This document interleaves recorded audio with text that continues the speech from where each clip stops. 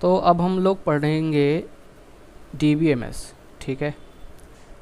तो उसमें सबसे पहली जो यूनिट है उसमें कुछ बेसिक कॉन्सेप्ट हैं वो हम समझेंगे, बट उससे पहले मैं आपको बताना चाहूँगा कि DBMS होता क्या है। देखिए, DBMS की जो फुल फॉर्म है क्या है, डेटाबेस मैनेजमेंट सिस्टम, ठीक है। यानी कि हमारे पास कोई डेटा है, ठीक है, उसको हम कैसे मैनेज करेंगे उसका एक सिस्टम हमको बिठाना है। अब डेटा मतलब यहाँ पे क्या है कि कोई इंफॉर्मेशन।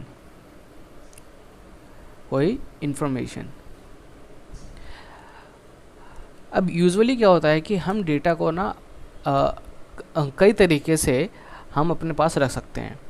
एक होता है हमारा फाइल सिस्टम यूजुअली जो है वो आपको जो आपके लैपटॉप या जो पीसी वगैरह है उसमें आपको ज़्यादातर आपको देखने को मिलता है, या फिर जो आपकी जो पेन ड्राइव वगैरह उसमें। बट फाइल सिस्टम पे जाने से पहले मैं आपको DBMS की जो पूरी नॉलेज है पहले मैं आपको वो देना चाहूँगा। तो इस यूनिट में हम बेसिक कॉन्सेप्ट जो हैं वो पढ़ने वाले हैं। तो यहाँ पर मैं टॉपिक वाइज मैं चीज़ें लेता हुआ चलूँगा, एक एक कॉन्सेप्ट में आपको समझाता हुआ चलूँगा। तो डेटाबेस या फिर डेटाबेस जो सिस्टम है आज के टाइम पे हमारी लाइफ में एक इम्पोर्टेंट रोल निभाता है, क्योंकि हमें बहुत सारी एक्टिविटीज़ करनी होती हैं जहाँ पर हमें बहुत सारी इन्फॉर्मेशन होती हैं, ठीक है। अब अगर उनको हम ठीक तरीके से अगर हम एक जगह नहीं रखेंगे तो हमें काफ़ी ज़्यादा दिक्कत आ सकती है, ठीक है। अब आमतौर पर क्या होता है कि जो पहले क्या होता था कि अगर हमारे पास कोई इन्फॉर्मेशन है, ठीक है, तो हम उसको एक ट्रेडिशनल तरीके से अपने पास रखते थे जिसे हम बोलते हैं ट्रेडिशनल डेटाबेस एप्लीकेशन, ठीक है। द एग्जांपल्स इंक्लूड डिपॉजिट और withdrawal from A bank, hotel, airline. तो ये सारी चीज़ें क्या हैं, अब यहाँ पर आपको बहुत सारा डाटा देखने को मिलता है, बट पहले क्या होता था कि पहले ये एक ट्रेडिशनल फॉर्म में अपने पास वो रखी जाती थी। बट आज के टाइम पे क्या हुआ कि जैसे जैसे जो इन्फॉर्मेशन है वो टेक्सचुअल है, ठीक है, ये तुमको पता है टेक्सचुअल है या फिर न्यूमेरिक है। मतलब जो इन्फॉर्मेशन हमारे पास टेक्सचुअल है या फिर न्यूमेरिक है, हम उसको अलग अलग तरीके से अपने पास स्टोर करके रख सकते हैं। फॉर एग्ज़ाम्पल के तौर पे जैसे कि अगर मान लेते हैं हमारे पास कोई फ़ोटोज़ है, ठीक है, तो फ़ोटोज़ को हम मल्टीमीडिया डेटाबेस में हम उसको रख सकते हैं। और अगर हमारे पास कोई मान लेते हैं कोई मैप वगैरह है तो उसको हम जोग्राफिकल इंफॉर्मेशन सिस्टम जो है यानी GIS उसके अंदर हम स्टोर करके हम रख सकते हैं। तो उसी तरीके से अलग अलग डाटा के लिए अलग अलग डेटाबेस सिस्टम बनाया गया है, ठीक है। तो आई थिंक ये सारी चीज़ें जो हैं वो आपको समझ में आ गई होंगी। ये आपके एग्ज़ाम के पॉइंट ऑफ व्यू से नहीं है, बट ये आपको समझना ज़रूरी था कि ट्रेडिशनल डेटाबेस एप्लीकेशन क्या होती है कि पुराने तरीके से जैसे हम अपने डाटा को मैनेज करते थे, जैसे हम एक्सेस करते थे, ये होता है तो उसे बोलते हैं traditional database applications. For example कि अब जैसे अगर मुझे बिल बनाना है, ठीक है, या फिर उसकी जो इन्फॉर्मेशन है मुझे अपने पास रखनी, तो पहले क्या होता था कि हम एक रजिस्टर मेंटेन करते थे और उसके लिए हमने क्या करा, फिर हमने एक छोटी सी कोई हमने लैपटॉप पे पीसी पे अपने क्या करा, हमने उस इन्फॉर्मेशन को किसी भी नोटपैड वगैरह में या फिर MS ऑफिस में हमने उसको स्टोर करके रखा। बट आज के टाइम पे क्या है कि हर एक चीज़ के लिए एक नई एप्लीकेशन है। हर डाटा को मेंटेन करने के लिए आपको एक अलग से सॉफ्टवेयर या फिर एप्लीकेशन अवेलेबल है मार्केट में। जैसे मैंने यहाँ पे एग्जांपल लिया किसका, जिसे फ़ोटोज़ हों या फिर वीडियोज़ वगैरह हैं, ठीक है, या फिर साउंड से, उनके लिए मल्टीमीडिया डेटाबेस है।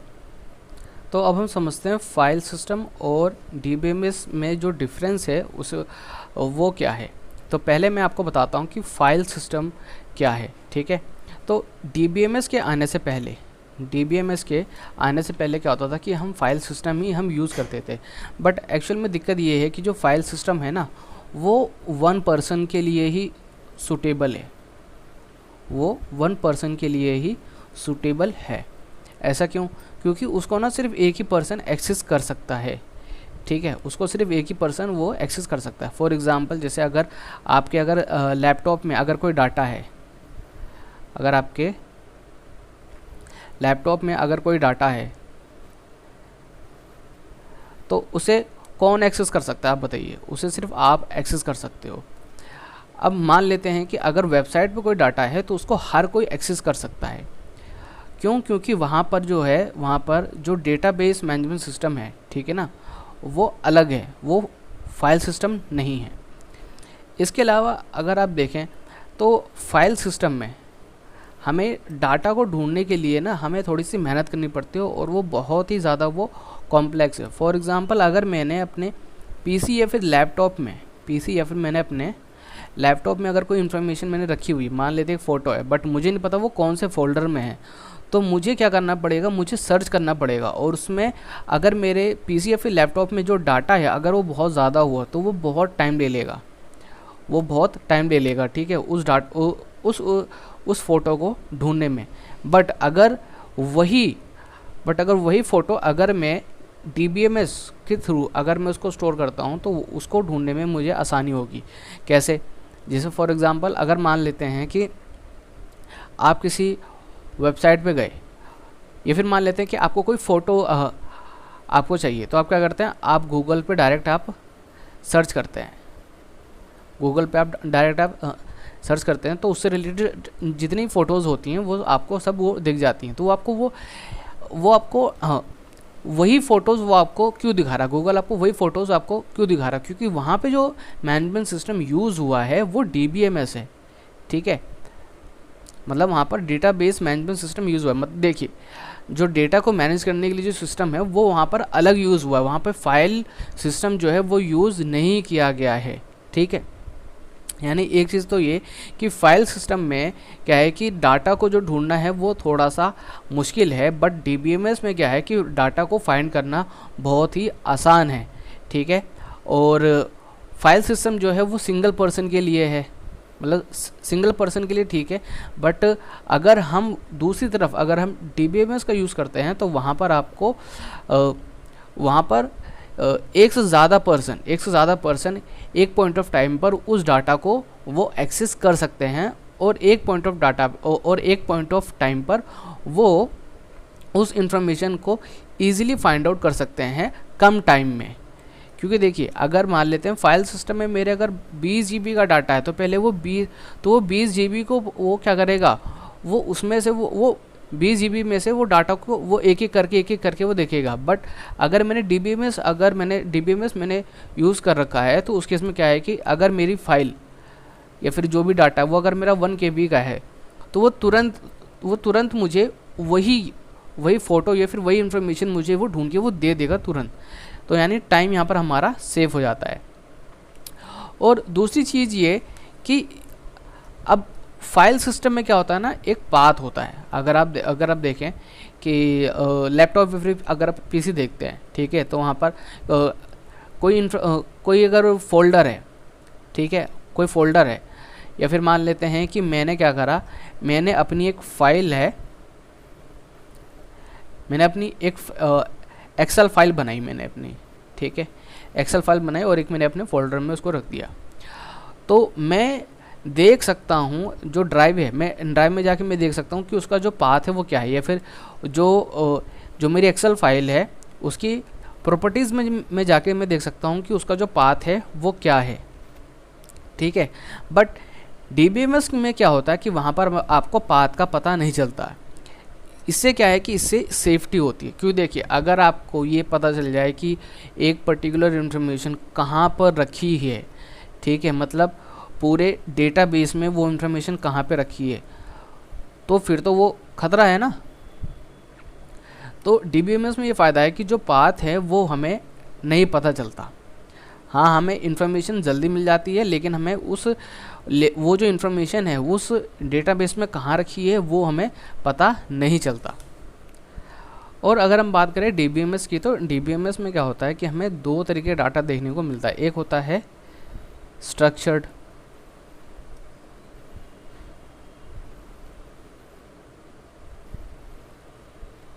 ठीक है, और दूसरा होता है हमारा अनस्ट्रक्चर्ड। अब दोनों में क्या डिफरेंस होता है वो मैं आपको बता देता हूँ।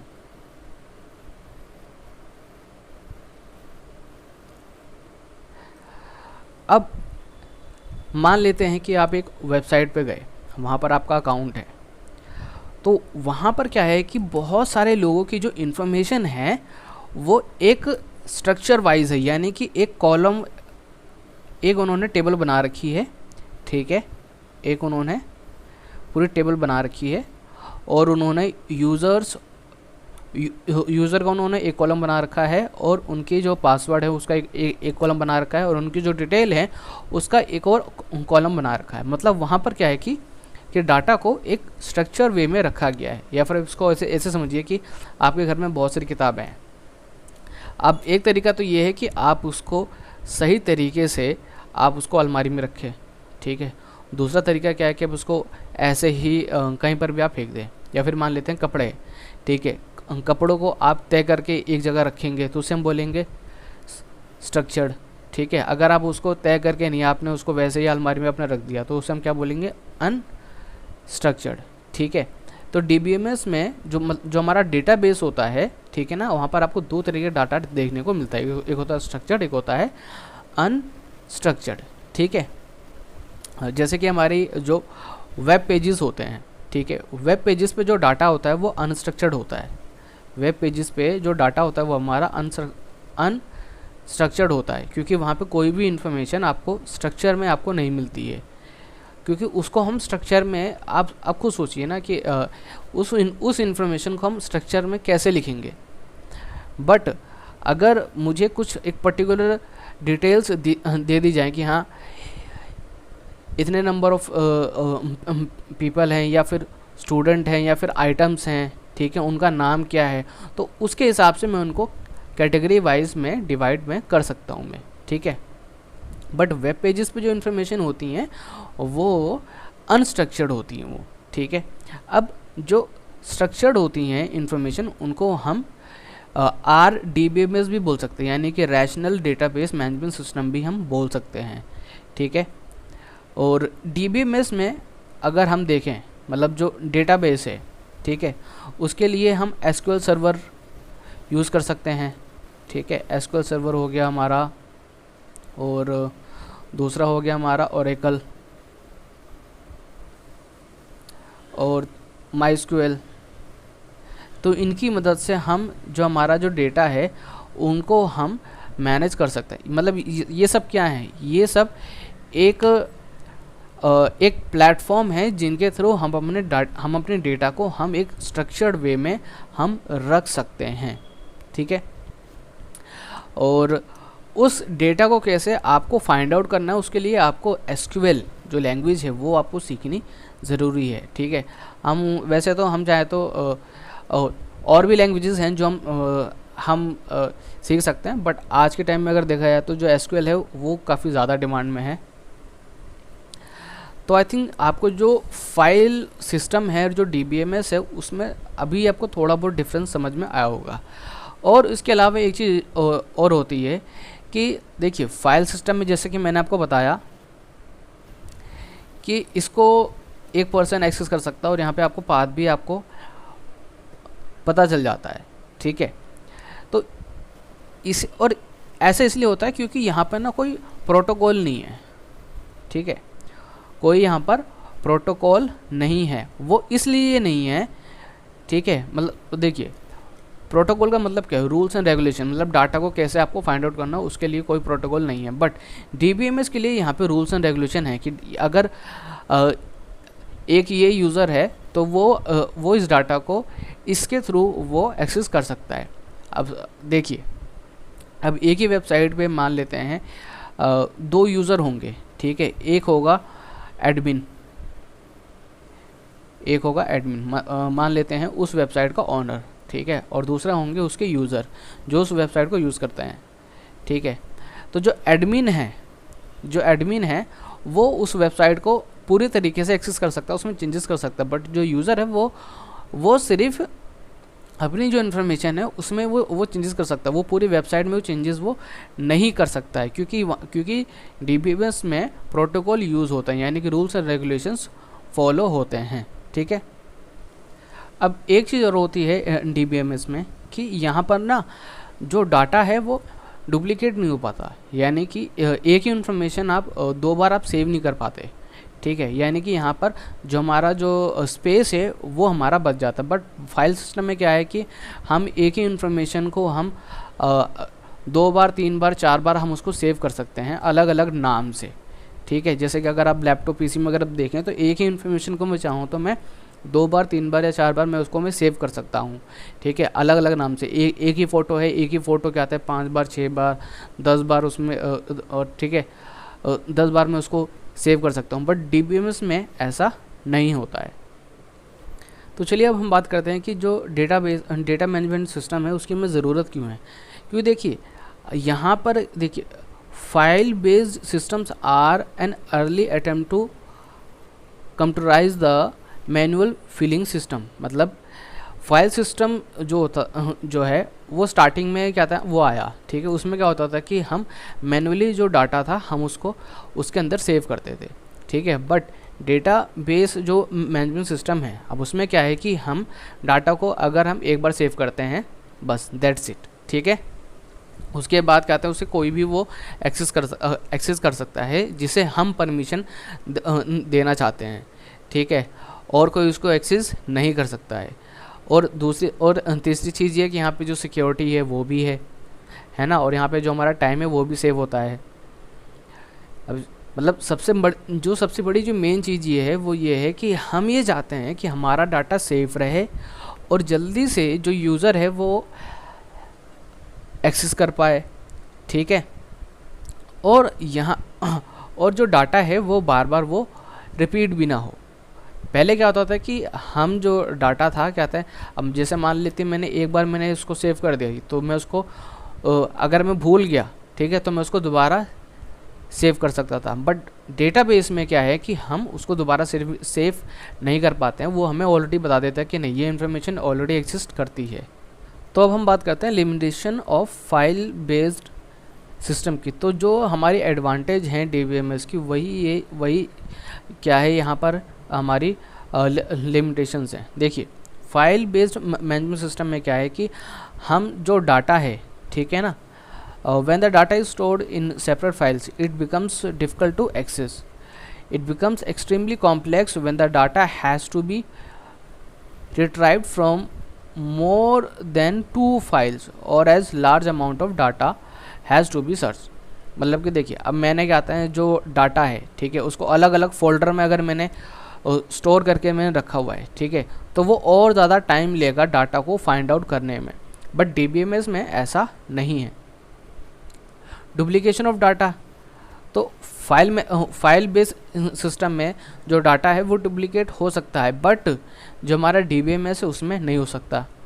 Inconsistent data, the data in A file system can become inconsistent if more than one person modifies the data concurrently. यानी कि देखिए अब फाइल बेस्ड सिस्टम में ऐसा नहीं होता है कि किसी ने कोई डाटा चेंज करा तो मुझे तुरंत पता चल जाएगा। मान लेते हैं कि मैंने अपने लैपटॉप में एक एक्सेल शीट बना रखी थी ठीक है, अब किसी ने क्या कहते हैं उसको चेंज कर दिया ठीक है, अब मुझे तो क्या कहते हैं वो पता चलने वाला नहीं है। अब ऐसा भी नहीं कि मेरे पास कोई नोटिफिकेशन है कि हाँ कि आपकी जो एक्सेल शीट है वो क्या था उसमें कुछ चेंज हुआ है ठीक है। बट जो हमारा DBMS है ठीक है उसमें हमें तुरंत पता चल जाता है कि हाँ कि किस में क्या चेंजेस हुए हैं।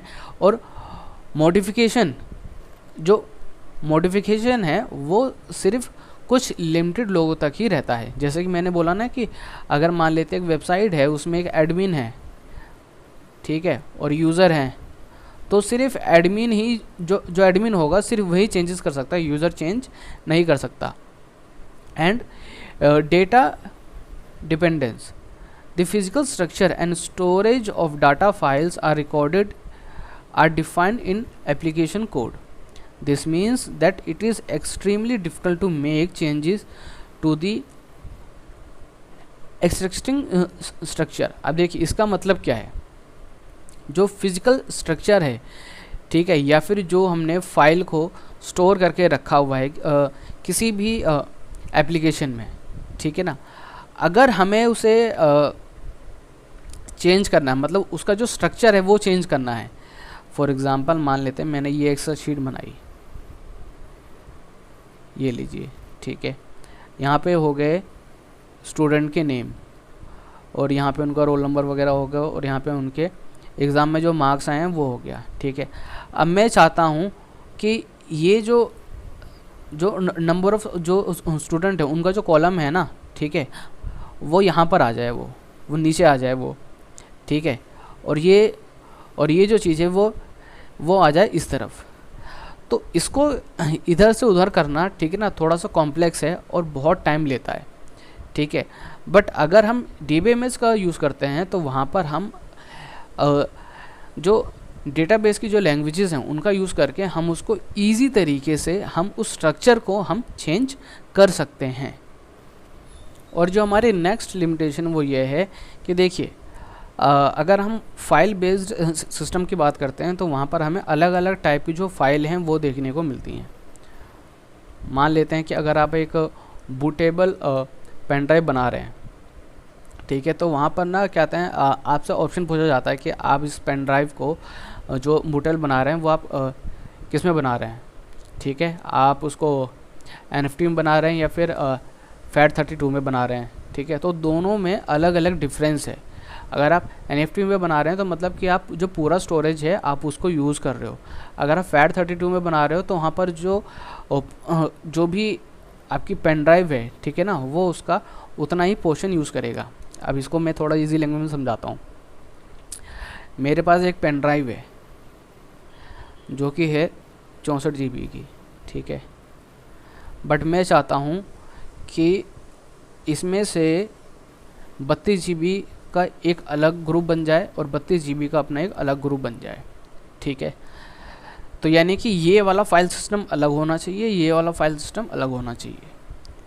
तो अगर मैंने इसको अलग अलग बना दिया तो मेरे लिए ये डिफ़िकल्ट होगा इसको रीड आउट करना, ठीक है। बट अगर हम DBMS का यूज़ करते हैं तो वहाँ पर बस हमें एक ही लैंग्वेज का मतलब या एक ही लैंग्वेज या फिर एक ही प्लेटफॉर्म का यूज़ करके हम क्या कर सकते हैं, हम उस डेटा को रीड कर सकते हैं, हम उसको चेंज कर सकते हैं, ठीक है। और फाइल सिस्टम में क्या होता है कि जो क्वेरीज होती हैं वो फिक्स्ड होती हैं, ठीक है।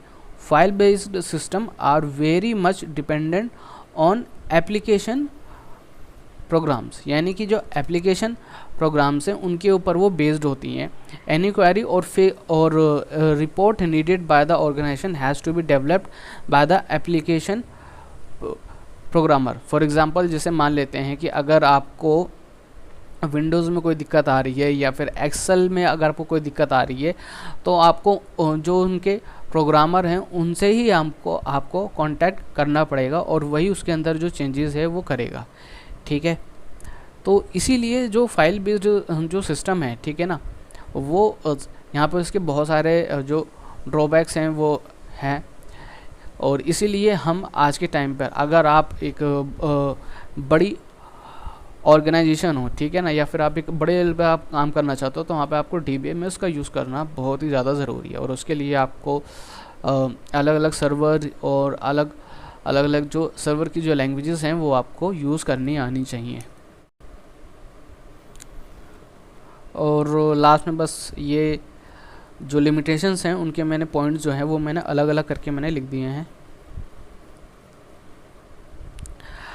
और लास्ट में बस मैं इतना ही कहना चाहता हूँ कि अगर आपको इस वीडियो में कुछ चीज़ अगर ना समझ में आई हो तो प्लीज़ मुझे कमेंट बॉक्स में कमेंट करके आप मुझे ज़रूर बताएं, ठीक है, ताकि मैं उस पर दोबारा से एक वीडियो मैं बना सकूं और आपको ये जो पूरा टॉपिक है वो अच्छे से मैं समझा सकूं। बस दैट्स इट।